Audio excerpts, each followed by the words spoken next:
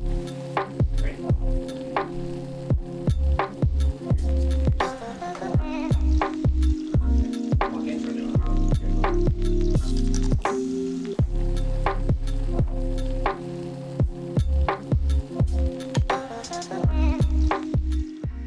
what's going on, Arsenal? My name's Rob. If you don't know me, I'm one of the pastors here, and we're super glad that you're here with us. I want to throw out a question to get us started today and just like get us sort of thinking. And I want you to get in the chat, whether you're on Facebook or YouTube, jump in the chat and throw in just a short answer. What does Jesus mean to you? Or who is Jesus to you? At the heart of things, what does Jesus really mean? What's the best description that you have of him? Over the next couple of weeks, what we're going to do is look at what Jesus says about himself. And he has all of these descriptions of himself, and they all come after this phrase. He says, I am, and then he describes himself. So here's some of the descriptions that Jesus gives of himself. He says, I am the bread of life. I am the light of the world. I am the gate. I am the resurrection and the life. I am the good shepherd. I am the way, the truth, and the life. And then he says, I am the true vine. All of these statements have such deep truths and deep meaning to them. And so over the next several weeks, we're going to look at each of these statements and explore the depth of what they mean. There was another time that Jesus used this statement, I am. And it came right before he was arrested in the Garden of Gethsemane. And he was taken away. He was there praying. This is right before he was crucified. Jesus is in this garden and he's praying, and these soldiers and Pharisees, they come to arrest him. And he knows what's going on. And when they come into this garden, this area where Jesus is praying, he goes, who are you looking for? And they say, Jesus of Nazareth. And when Jesus says, I am he uses these words, I am. Here's the power that these words, the significance of these words, it knocked them on their backs. It knocked them down when Jesus used this phrase, I am. Now, to understand the depth and the power and the significance of somebody using these words to the point to where they would knock people down, we got to go way back to Moses. When Moses was hiding out in the desert, God called him to go free the Israelites from the Egyptians. He said, Moses, go free my people. And Moses argued with God a little bit, but Moses said, well, who do I say sent me? And God tells Moses, you tell them, I am sent you. It's the name that God gives to himself. It's this I exist, I am. It is the being, the I am. And when Jesus used these words, I am, he didn't use them lightly. In fact, Jesus using these words often got him in trouble because using these words in a certain way is a claim to deity. That's why the Pharisees were always saying, does this guy think he's God? And the answer is, well, he knows he's God. He is God in the flesh. And so Jesus used these words and people would say, that's blasphemy. Jesus, by using the phrase, I am, in certain context, was making outrageous claims. He was claiming, he was actually showing people. He was throwing out the hint of who he really was, God with us in the flesh. So here's what we're doing. We're just looking at these statements that come after Jesus saying, I am. Today, we're going to look at this phrase that he says, I am the bread of life. Have you ever been in a time where you were just like, so hungry or so thirsty that you were desperate? Has it ever gotten to that point? I think probably the most I've ever felt thirst or hunger was a group of friends and we went to the beach, over a holiday break, and we crammed like 10 people in this tiny hotel room. We're sleeping on the floor and stuff. Well, we get up that day, and of course, none of us thought to like bring food or water or anything. So we get up, we're staying close to the beach. We walk to the beach, and one of my friends said, hey, like, obviously we didn't bring supplies. I'm going to run to the store. Well, she goes to the store. A few of them go to the store, and me and a couple of the guys, we go to the beach. And keep in mind, I'd had nothing to drink, nothing to eat. And so me and a couple of my buddies go, let's see how far we can swim out in the ocean, which don't do that. Don't see how far you can swim out to the ocean because you have to come back. But we did it. We go, let's see how far we can swim out in the ocean. And so we start swimming and we swim and we swim. And I think one of my buddies got stung by a jellyfish or something. He started screaming and he swam back. And then me and my other buddy, we just kept going. We kept going and kept going. And pretty soon I look up and I was like, dude, we're far from land. And I go, man, I'm feeling tired. Oh, I'm so thirsty. And I'm like, I gotta swim all the way back to shore. But I didn't want to stop going out until he stopped going out. I needed to go the furthest. There's a little bit of competitiveness in my makeup here. Get it from my dad. So we reach this point where we both go like, hey, let's go back. And so we go back, and it took forever. I mean, it was to the point where I was like, just floating on my back, like kicking my feet. And finally, like I get to land and I'm like, yes. And it was like, I was so desperate for water. Like I've never felt thirst like that before. I was so thirsty that I was on the verge of just being on my hands and knees. And then here came my friend with an ice chest. And they put it down and opened it up, and I was so rude because I like pushed everybody out of the way, dove in the ice chest, and I'm like, go, water. And I chugged it, and I remember that the girl who went and bought everything looked at me like, what are you doing? And I had to go like, I'm so sorry. Like I swam all the way out. I'm like so dehydrated. And like she got it. She was like, oh. But I was so desperate. And it like in that moment, it didn't matter. I was going to push people aside. I was going to get what I needed. I was so thirsty. I was desperate. Maybe you've had that before where you're just so hungry. Chad gets this all the time when we're in the office. He's like, I'm so hungry. I haven't eaten anything today. And he has to get a little bit of food. But we get desperate, right? When we're hungry or when we're thirsty. Now let's take this, and have you ever been in a place like that depth of desperation? Have you ever been that way spiritually? Has there been something deep inside where you know you need something deeper? You need something more. Almost to the point to where you're just like, I don't care. I need something. There has to be more than this. There has to be something deeper than this. Does that resound with you? Have you, maybe you're at that point right now. Maybe like this whole quarantine thing has really just it made that more extreme and really brought that out. Have you been there spiritually where you go, man, this like something's not working. I need something more, something deeper. And maybe you've looked for that fulfillment in many, many different places. We look for deep fulfillment in our relationships, in our job, this purpose we're looking for. By being in control of our finances, getting in shape. We go do CrossFit or whatever it may be. We're looking for some fulfillment, but still things are just not aligned. Something's not quite there.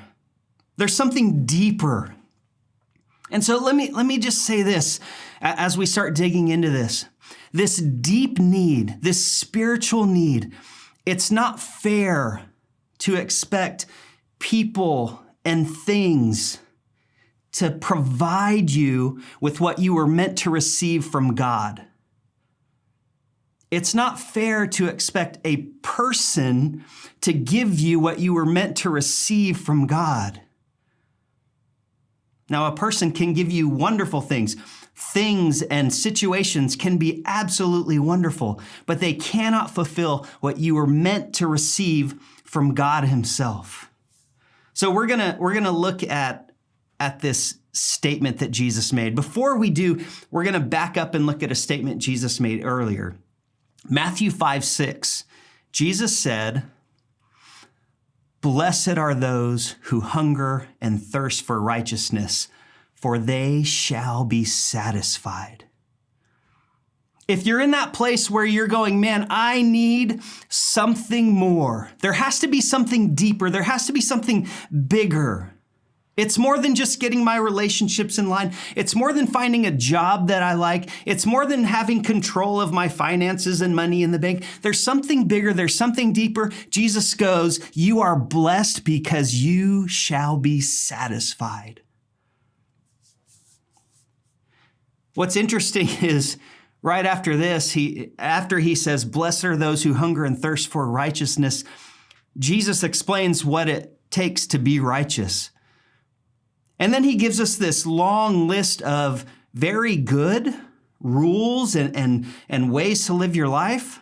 But if we look at that as a way to attain righteousness and satisfaction in life and right standing with God, it's an impossible list. We're never going to accomplish it. Jesus finishes up by saying, hey, be perfect as God in heaven is perfect. Well, no matter what perfect means, because a lot of times we translate that into other things, be complete, be holy. We're not anything on our own as God. I mean, it could say like, hey, be as good at bowling as God. Well, you're not. You know what I mean? Like we're not. We can't measure up to God's perfection. And that's what Jesus says, like, hey, you want to attain this? Be as righteous as God. Be as perfect as God. Be as complete as God. Be as holy as God. And we can't earn that. And at the same time, he says, if you hunger and thirst for righteousness, you shall be filled. This brings us to our first I am statement. Jesus said, I am the bread of life. What's so cool about this statement is just before he made it, he gives us an object lesson. Jesus was the master of object lessons. Right before Jesus said, I am the bread of life. In fact, the day before is when Jesus fed the 5,000 with just a few loaves of bread and a few fish. He fed 5,000 people. There's a lot of really interesting things that go on in that story. He had 12 baskets of bread left over. Well, something that's really interesting is in the old covenant, they had this temple where you had to go to offer sacrifices. And there was this inner room where the presence of God lived, where it was. And in this room was something called showbread. And it was also known as bread of the presence. The bread of the presence of God. Guess how many pieces of bread were in this room?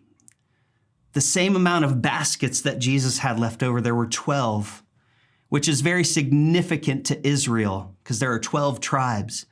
And when Jesus shows up and he has all of this leftover bread after feeding all of these people, he was foreshadowing the gospel, which opens up the family of God to all people. There's more than enough. Jesus is more than enough. And he feeds all of these people. So real quick, here's a quick timeline of these 2 days. All of these people track Jesus down. He feeds the 5,000. I love the verse that says Jesus made his disciples get into the boat and go to the other side. He's like, get in the boat, go to the other side. And he stays with the people and then sends the people away. Jesus goes up on a mountain to pray by himself. And the people are still hanging around because they're following Jesus. I mean, he had just fed them all, right? So they're like, we want more bread. He goes up to the mountain, prays. And then in the night is when he comes down off the mountain and the disciples are still trying to row their way across or sail their way across the Sea of Galilee with not much luck. In fact, it said the wind was against them. They were stuck. And that's when Jesus came walking out on the water. This is when Peter walked on the water. So Jesus walks on the water, then gets in the boat, and then they go to the other side. Well, the next day, these people that had been following Jesus, they get up and they're like, hey, Jesus didn't get in the boat with the disciples. Where is he? They're looking for him. He's not on that side. And so they go to the other side to find the disciples, and there's Jesus. And they're like, how did you get over here? And that's kind of where we pick up this story here. He fed the 5,000, walks on water, goes to the other side of the Sea of Galilee, and people catch up with him. So we're going to look at John 6:25 through 35. I'm going to read this so you get this exchange between Jesus and the people that he had just fed. So here we go, John 6:25. When they found him on the other side of the sea, they said to him, Rabbi, when did you come here? Jesus answered them, truly, truly, I say to you, you are seeking me not because you saw signs, but because you ate your fill of the loaves. Do not work for the food that perishes, but for the food that endures eternal life, which the Son of Man will give to you. For on him, God the Father has set his seal. Then they said to him, what must we do to be doing the works of God? Listen to this. Jesus answered them, this is the work of God, that you believe in him whom he has sent. So they said to him, now, keep in mind, the reason they were following him, they saw all of these miracles. He had just turned a small meal into this whole thing that fed 5,000 people. He had just somehow miraculously gotten from one side of the Sea of Galilee to the other side. And they go, what sign do you give? What sign do you do that we may see and believe you? What work do you perform? Our fathers ate the manna in the wilderness, as it is written, he gave them bread from heaven to eat. Jesus then said to them, truly, truly, I say to you, it was not Moses who gave you the bread from heaven, but my Father gives you the true bread from heaven. For the bread of God is he who comes down from heaven and gives life to the world. Then they said to him, Sir, give us this bread always. Jesus said to them, I am the bread of life. Whoever comes to me shall not hunger, and whoever believes in me shall never thirst.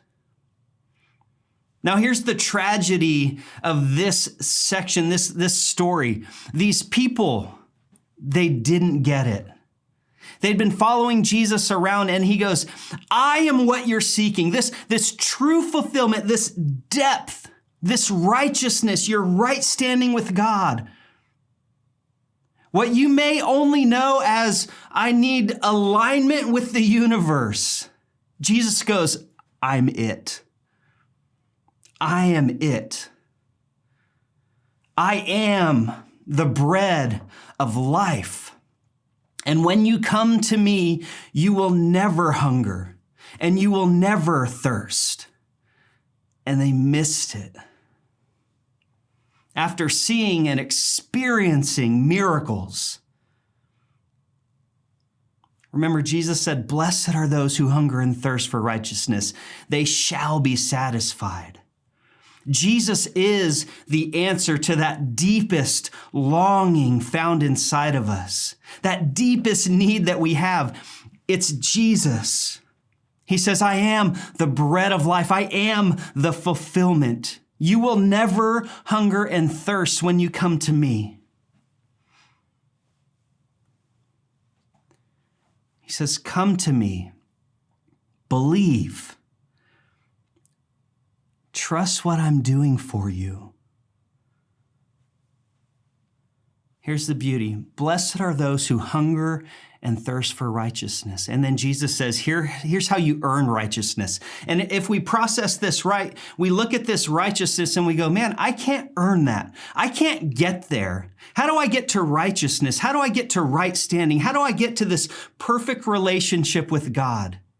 Here's how.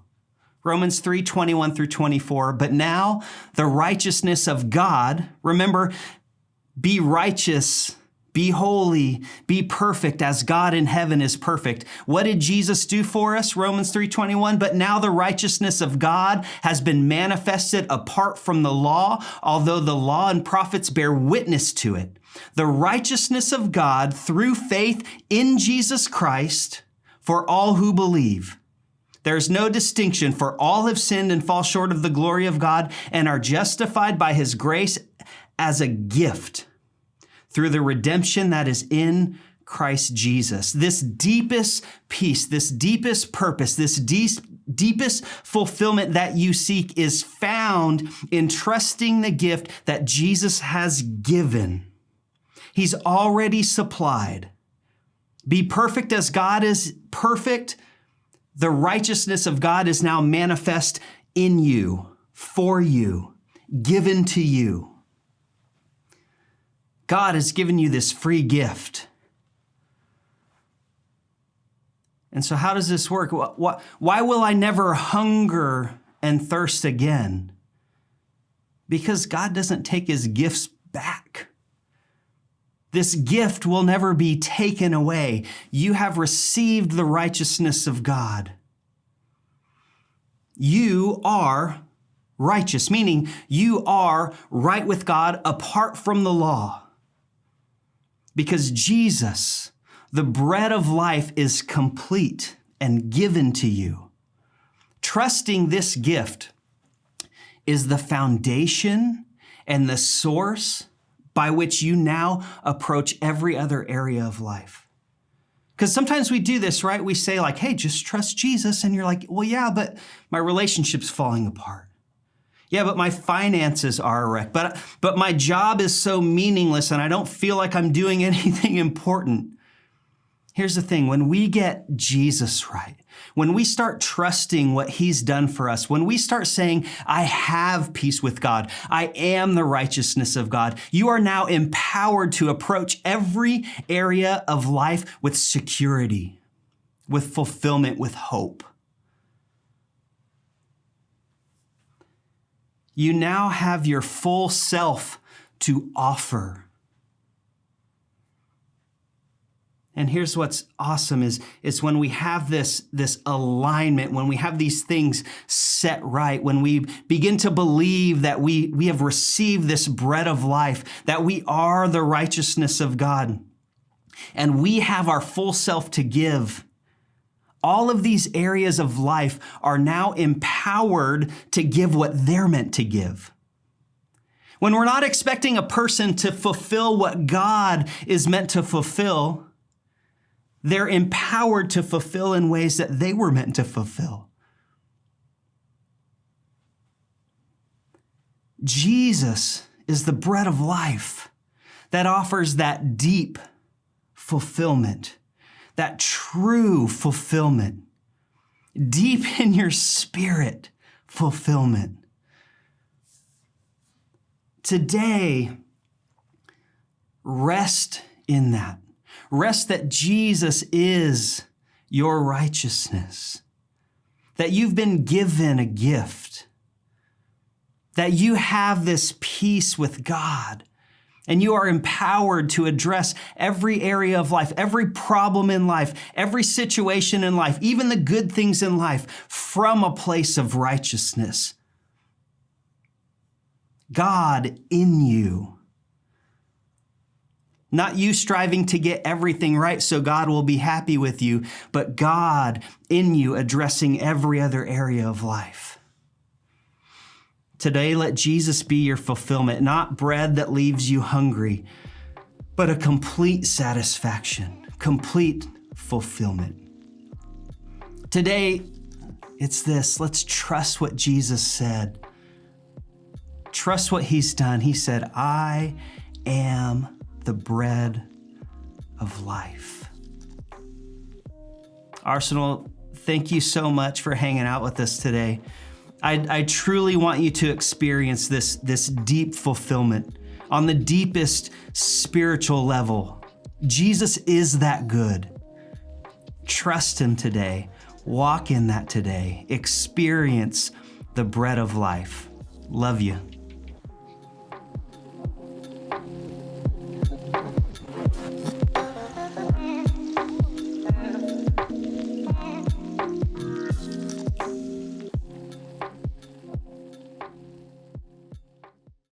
Hey, thanks again for hanging out with us today. I hope you enjoyed that message. I hope it was encouraging to you. And I'm just excited about this series, kind of where we're going from here, the I Am series about who Jesus is. Hey, don't forget, you can give online at thearsenal.church/give, or you can text to give, or you can give through the app. You can give to the general fund, which helps us just do our ministry on the daily basis, or you can give to the Arsenal Building Fund to help us with this new remodel that we are stepping into, this incredible next step in the life of the Arsenal. And, we're going to look to match this generous gift that we've been given. So more information about that coming soon. Don't forget, subscribe. If you're on YouTube, hit the like button, hit the bell notification. That way you're notified anytime we put out new information. If you're on Facebook, hit the follow button, hit the like button on this video and share it. Let's share the good news. Have an incredible week. We love you, Arsenal. We cannot wait to see you back in our newly remodeled building sometime very soon. Have an incredible week. Later.